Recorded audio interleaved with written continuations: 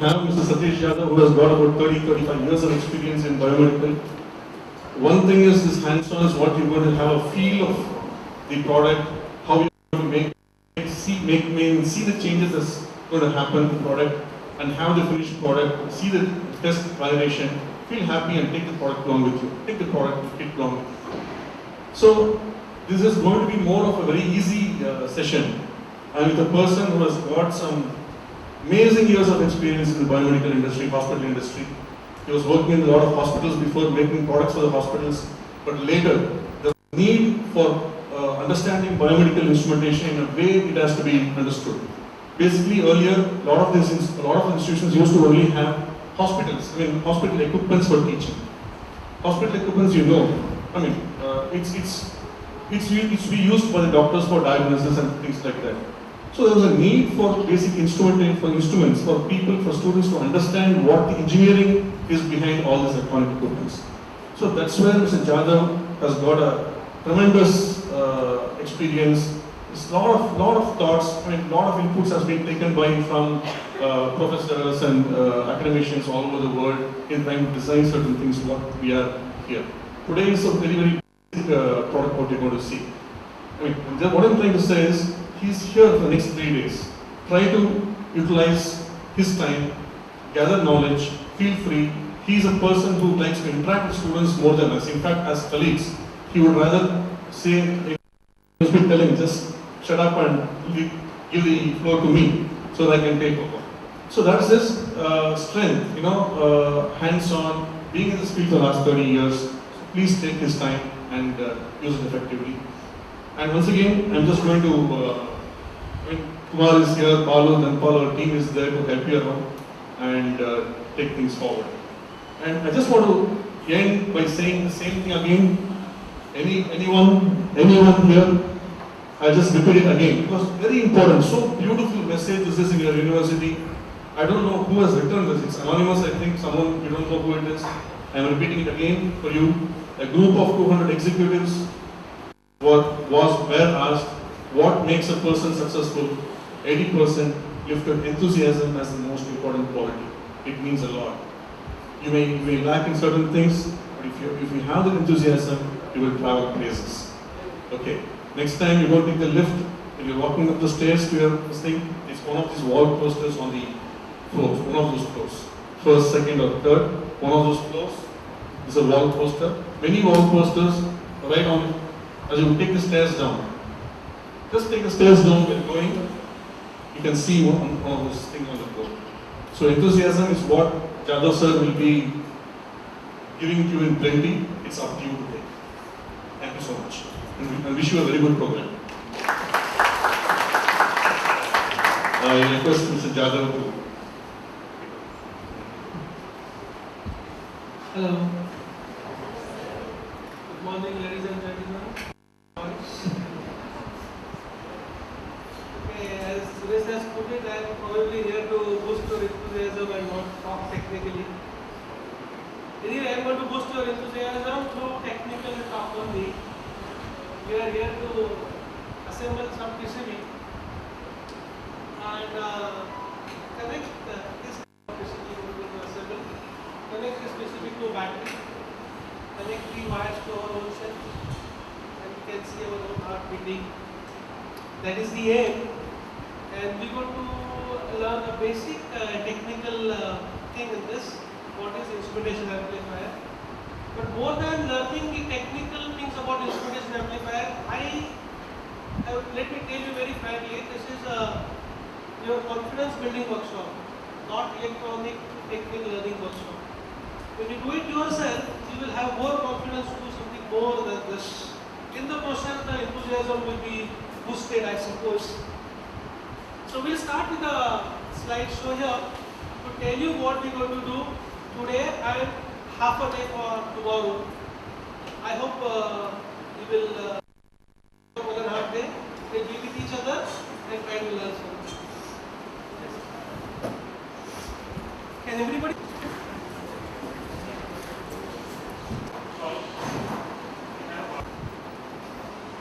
I'm the only person here wearing a tie. I wore this tie when I started from my house in Bombay this morning at 4 o'clock in the morning. People were wondering, why are you wearing tie now?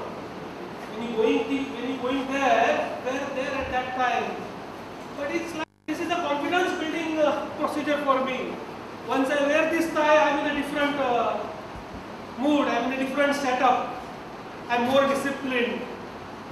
Otherwise I keep on dancing, I will not dance when I'm wearing a tie.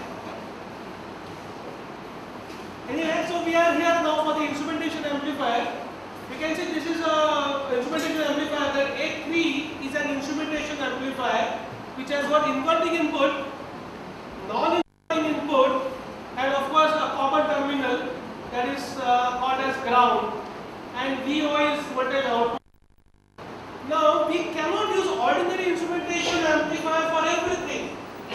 We have to make a specialized instrumentation amplifier for a specific thing. So to pick up signals from the body, we have to have an instrumentation amplifier with the higher input impedance. There are 3-4 parameters you have to understand about the amplifier. One is the input impedance, second is the gain of the amplifier, and third is the frequency response of the amplifier. So this is the way.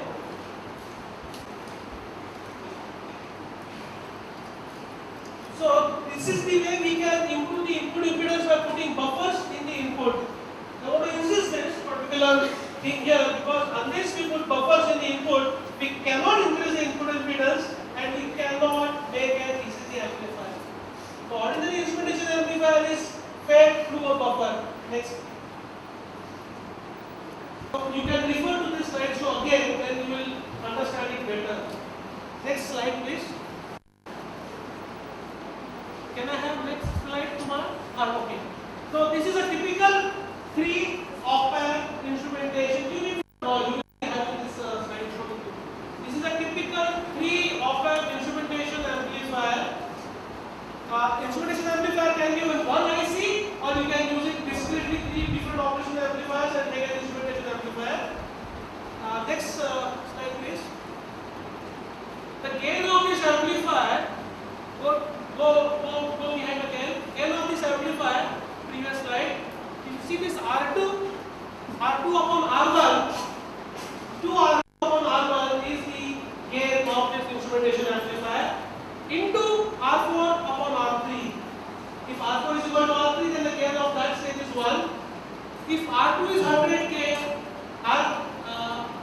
and then R1 is 10K, 20K, then 100K plus 100K upon 20K, the gain of the first stage is 10. The gain of the second stage can be 10 if the R4 is 1K and R3 is 10K. So the gain of the total instrumentation amplifier will be 10 into 10, that is equal to 100. So if you give ECG in the input, ECG is 1 millivolt signal from the body, the 100 millivolt signal will come out from the output. Next.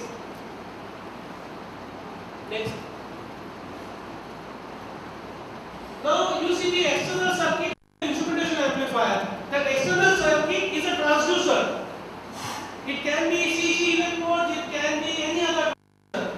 The transducer will have that source, a signal which is generating the signal as per the input to the transducer, and there could be a common mode signal also, that is down. Okay.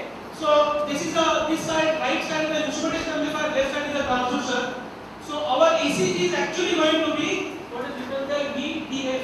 What is written there? VT. What is it? A differential. V differential is going to be our ECG signal, and V common is going to be our open mode signal, which is nothing but a noise on our body. There is going to be a noise on our body. So this is going to be the ECG signal in our case. This is going to be the noise on our body. So that thing is gone.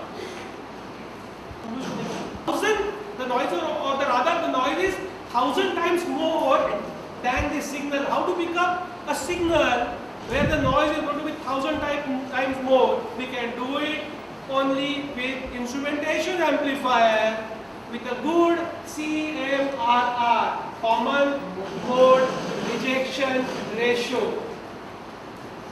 So this particular instrumentation amplifier here has to have a CMRR where 1 millivolt will be amplified by even 5 volts.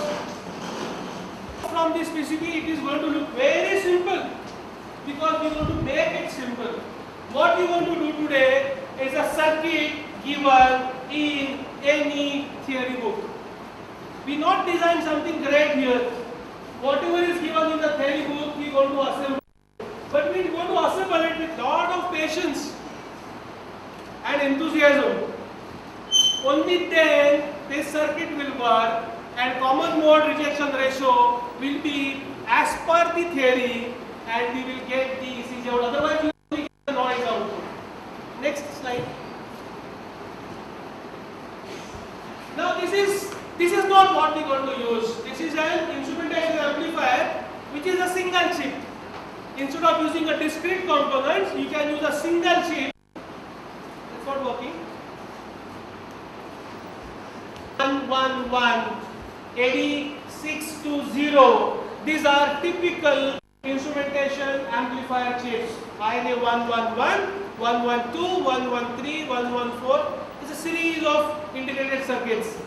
You can use them, which will got a very good quality, and you can pick up ECG from that also. Today we are going to use discrete operational amplifiers. So this is an instrumentation amplifier where that R2 is already inside the IC, R1 is what you can change externally. So R2 upon R1 is going to be the gain of the instrumentation amplifier. So R1 is they are giving you two pins where you can connect the R1 and decide what should be the gain of your instrumentation amplifier. Till now we are talking about DC coupled amplifier. There is no capacitor involved here. If you have seen the discussion what we have till now, it is going to be a DC coupled amplifier. The signal generator, that is going to be ECG, that is going to be my heart in this case, will have DC offset and AC signal overriding that DC offset.